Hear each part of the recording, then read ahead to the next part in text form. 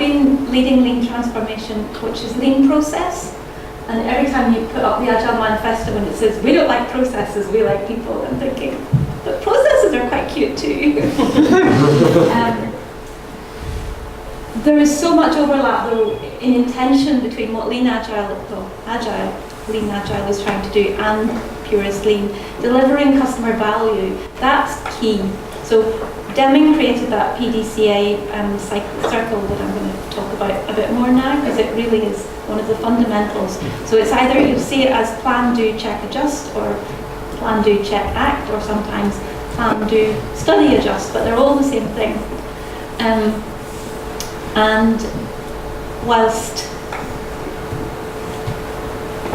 Deming created it, he's an American, he couldn't get anybody in America to really listen to him. So he went to Japan, they did like him, Toyota in particular liked him, and Toyota took that core and turned it into what then became the amazing production system, lean production system that Toyota developed.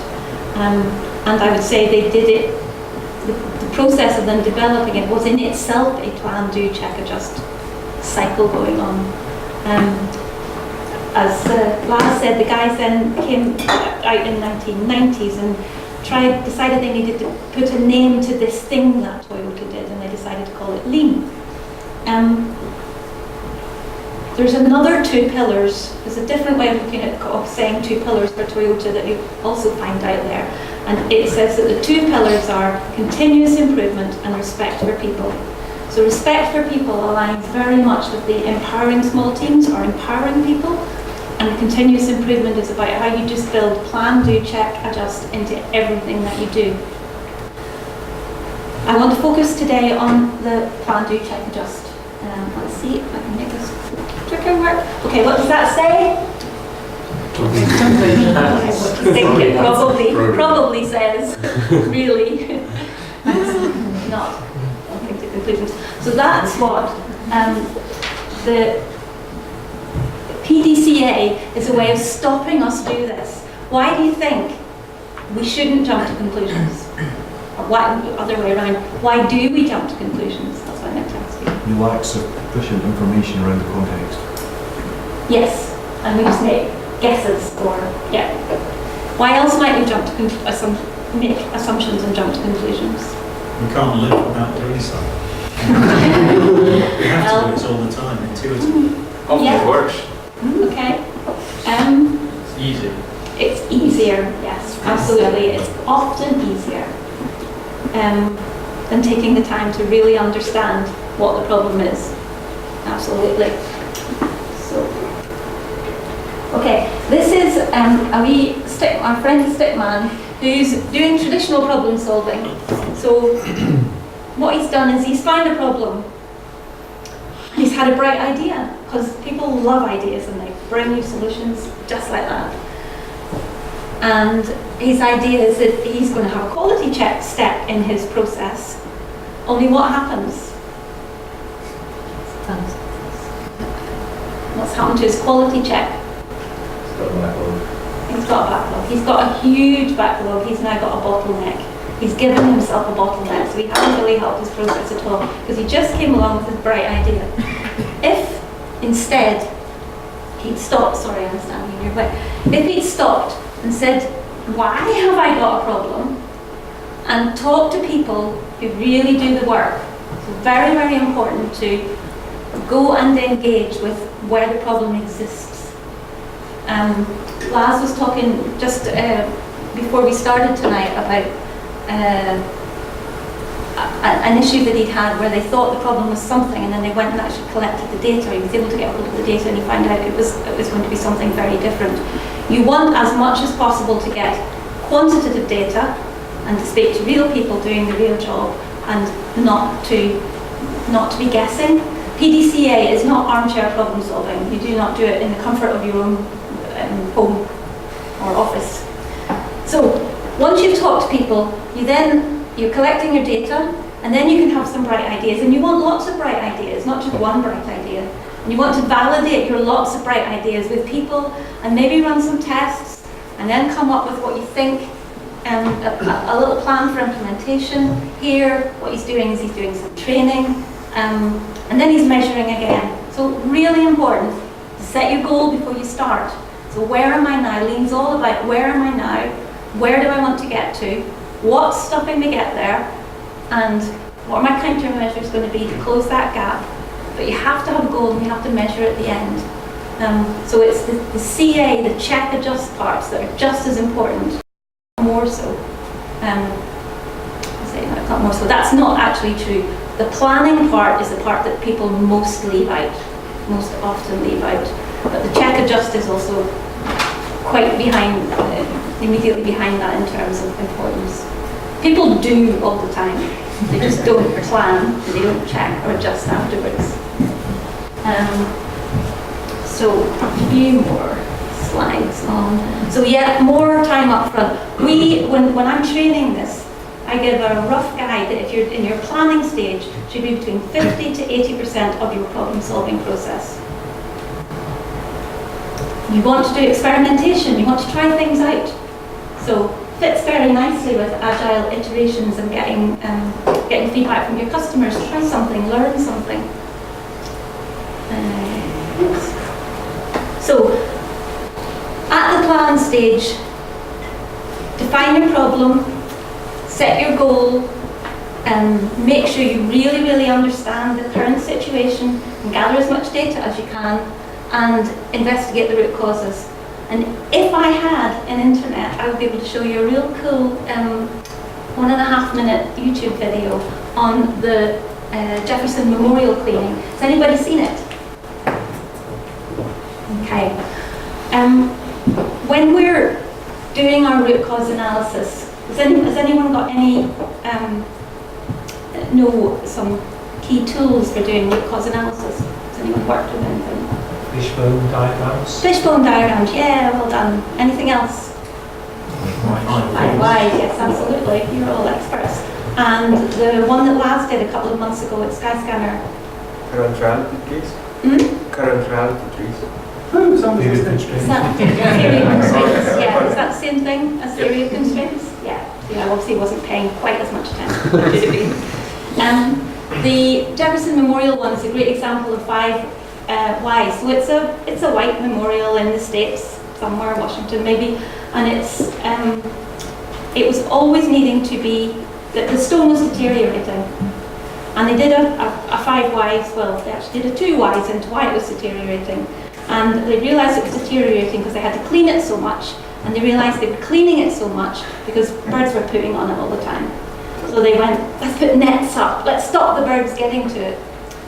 And that didn't really work because the birds were getting trapped and the people didn't like the nets, and it wasn't a very successful solution.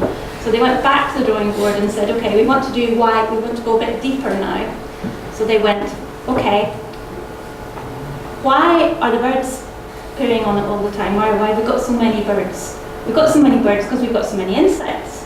Why have we got so many insects? We've got so many insects because we light it up at night and the insects come in the dark and they love the lights. So I went, okay. And what they did was light the building much less at night. So instead of having the lights on all night, they would just have it on when people might actually be driving past and want to see it. And it reduced the number of insects by 90% and the number of birds, and solved their deteriorating build problem. Just a really cool one. What else do I want to tell you about? So, when you finally understand your root causes, you're coming up with some countermeasures. Anybody tell me why it's called countermeasure? Not solution, for example. Why wouldn't I call it find the solution? Because it isn't. Because it isn't. More than one. Could be more than one, could be because it isn't, but there's another more. Because it specifically targets the problem. No. Problem's not happening Reacting yet. to something. Mm-hmm. It's reacting to something. It's reacting to something. It's No. not the root You're trying cause. to introduce negative feedback into the system. We're all too sophisticated. Because you It's don't know it's going to work. really basic. What did I say the 2 pillars were at the very beginning?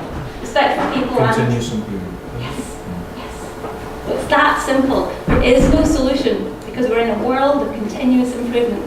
All we're doing is developing countermeasures for the gap between where I am now and where I want to go to next. But where I want to go to next isn't a vision at the end of the world. Where I want to go to next is just where I want to go to next, and then I'll go further and further.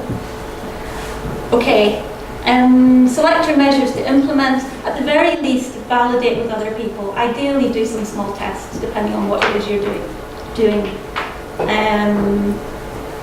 Create your plan, execute it, and then plan, do, check. Measure our results. You needed to have a goal which is measurable. Really important at the beginning to have something that you can measure. What's a good, in software development, what might a good measure be of a release? Or one metric you could apply to a release? Functionality. Functionality you deliver. Yeah, maybe a measure of did you deliver functionality? The users. Maybe a measure of user happiness, satisfaction. Number of defects? Yes, that was the one that was leapt to my mind. But yeah, the number of defects or bugs that you released. All of those things are nicely measurable, and then you set your goal. We had 50 bugs, and next time we want to be 30, and then 20, and then suddenly we have perfect software. Right, and the adjust. So if you hit your goal, then you want to stabilize your process and then start on your next improvement. If you don't hit your goal, you want to go back around the circle and go, well, did I not measure it right? I actually did. Did I not do my plan right? Actually I did. So I must have missed a root cause somewhere because I haven't fixed it. So I didn't dig deep enough into what the root cause was in the first place. And you go round until you get the goal that you want. Any questions? So about 5 or 6 years ago, you're probably going to guess what's coming next. So, Toyota production system, Yes, I know. theme for quality Yeah. in the US, people accelerate. What do they try and break and accelerates or Yeah. something like that? Carnage. And then do they not try and fix it and they make it matters worse, just like Samsung back there with the burning batteries and stuff like that? I don't know if you use the Toyota production I have system. not got. So I'm yeah. guessing, so Yeah. if you think about the two principles, so it's continuous improvement, it's respect for people, Yeah. they kind of went rogue, it seems. So something fundamentally Something went wrong. fundamentally went wrong. So I'm guessing there's a period of reflection, which they must have done, but maybe they internalised that. But, you know, here's the shining light, and it goes wrong. So were they That's humble gonna enough to happen. actually Okay. say, Yeah, well, we're I mean- still just continuously improving? Or Yeah, I Well, think I can another help you thing out which, here. sorry? I can help you out here because he actually did a study of what went wrong, and it wasn't an engineering problem, it wasn't anything wrong with the cars at all. It was human perception, a number of other things that caused accidents, and confused correlation and causation. But that wasn't such a big story. Usually it is. Papers. That's never been happening. Much better to see sort of telling people that dodgy engineering just wasn't true. Interesting. I'll remember that, thank you very much. What I was going to say, I think, I suppose the definitely point I made applies to another, no, that, do you mind if I answer? One of the other important things in PDCA is to allow failure and to learn from failure. So part of the whole experiment part is, let's try something and see if it works. And if it doesn't, well, what have I done? I've learned that. That doesn't work. So let's try something else. Which I think is also similar to when you don't want to put something that doesn't work out to a customer, but when you put it out and you learn from it and he goes, I didn't really like the handle on my scooter because I'm taller than that, then you go, okay, taller handles, we learned. So same idea. Is there something very fundamental here in terms of different products and different tolerance for bad products being released? So with Toyota, you have a problem with brakes in the cars. That's going to kill people, and it's potentially extremely damaging to the company. Mm-hmm. Is there a point where you say, well, actually, we don't want to release brakes? Yeah, there is. And whilst, I we're mean, learning from. We one want of to the release brakes that principles- work. one of the principles behind behind Toyota's value stream mapping. So they want to look at, they want to deliver nothing but value to the customer. And the way of doing that is to look at every step that you do in your process and say, am I adding value? Yes, that's fine. No, I'm not. And everything that's not, you call waste. And Toyota have this fabulous vision of the future, which is just to have zero waste. They know that that's impossible, but it's their their goal. It's where they want to be heading, their vision. And I've just lost my train of thought completely. Oh yes, so adding a quality check step is normally seen as waste, because you should have your quality at source. You should have built it in so that it's impossible to get it wrong. But in order to deliver value to the customer, it is sometimes essential to have quality check steps, because you have decided that on balance, that is the way you're going to guarantee getting quality to your customer, until you find a way of making it impossible to ever produce quality breaks. Right.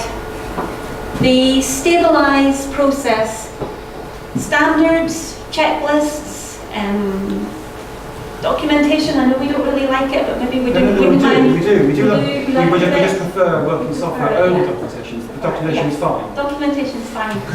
Short documentation. I mean, the reason I'm doing this, which I probably taught this, I don't know, 20 times in the last year, the reason I have this is my standard. This makes sure I tell you all the things I intend to tell you, and make sure you go home, well PDCA'd, and not some Jean half PDCA, because I actually haven't had a glass of wine because there wasn't any wine. But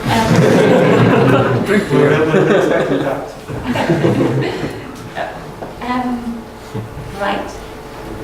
It's also really important to think about, what's going to happen when you turn your back. You put this process in place, and then you go off to fix something else over here, and it will go wrong. The world tends to chaos, and it will try people, whatever, will try and undo your good. So you want to try and put as much in place to keep the good. And that could be things like visual management. So if you've got, to pick up the Jira board, you've got wonderful reports on the back of a Jira board that will let you see exactly what your throughput is and what your bug rate is and all of those things. So the more you can put that and build that management into your daily process, the more chance there is of you sustaining your change. So I'm going to just have one more slide, which is, so what does PDCA have to do with Lean Agile? Actually, because I got such a wonderful lead in from Laz, perhaps that's not such a silly question. Anybody want to tell me what they think PDCA has to do with Lean Agile? Were you paying attention? So it's the bit iterative, is the crux of it. Yes, it's iterative. It's that check, always. So I would say those 17, yes, very steel white guys who got together and created the Agile Manifesto, I'm 100% sure that the process they went through to develop it and make it better and improve it, they'll have been doing PDCA. They might not have called it that, but that's what they will have been doing. Let's try something. Okay, that worked, that didn't work. How do we make it better? The actual iteration planning and executing tests,